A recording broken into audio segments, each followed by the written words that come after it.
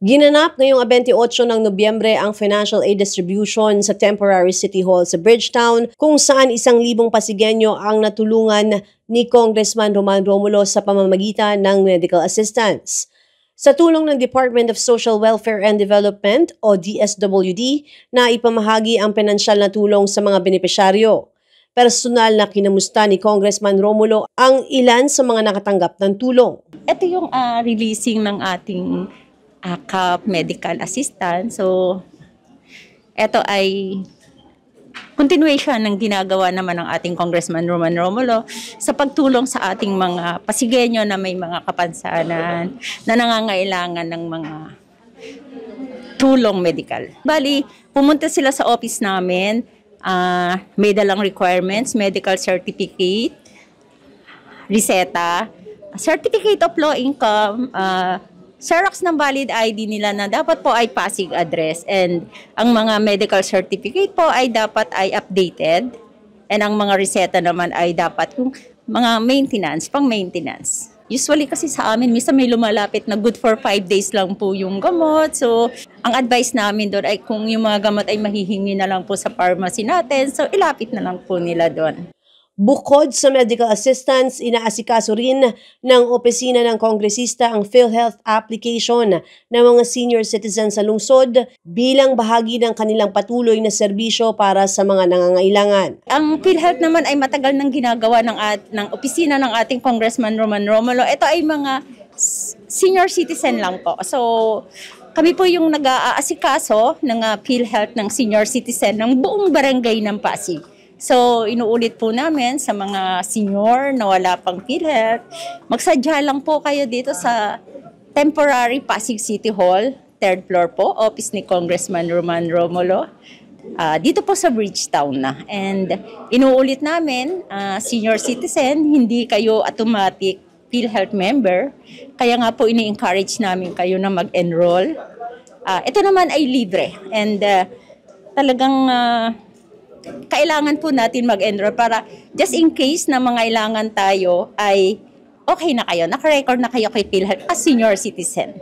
At yung mag-asawa dapat tig-isa. Remind lang din namin, so enroll sila kasi by next year, medyo mas maganda na po yung mga makukuha ng ating senior citizen if ever na kailanganin na nila ng mga salamin, wheelchair, na mga tungkod. So, kasali na po siya sa ibibigay ng PhilHealth basta po ay may recommendation ng doktor. So, muli po, syempre, sa opisina po ng aming tanggapan, Kong Roman Romulo, ay maraming salamat. Ayon sa mga benepisyaryo, malaki ang naitutulong ng ganitong mga programa sa kanila. Anila, tunay nilang nararamdaman ang malasakit ni Congressman Romulo at umaasa silang magpapatuloy ang suporta para sa mga mahihirap, mga may sakit at nangangailangan sa Pasig City. Nangihingi po kami ng financial assistance para sa mga sakit-sakit namin, makatulong po. Papasalamat naman ako kay Kong dahil marami siyang natutulungan sa mga taong nangangailangan. Okay po yung lahat ng mga tauhan niya, sa maayos naman po lahat sila. Kaya ako po yung nagpapasalamat sa kanilang lahat at madali naman po ang proseso nila. Kasi po yung nanay ko, dati na po rin senior, lumapit din po siya. Ngayon, sabi niya, yung mga ko rin po, mga sakit-sakit ko rin po, na tinulungan niya ako, sinamahan niya po ako. Sobrang saya ko po at naibigay niya naman po lahat ng aming mga pangangailangan sa financial at nakakabili kami ng mga gamot namin, lalo at mamahal ng mga gamot na binibili namin ng suporta sa mga reseta. Sa ngayon po, natanggap po is 2,500 po.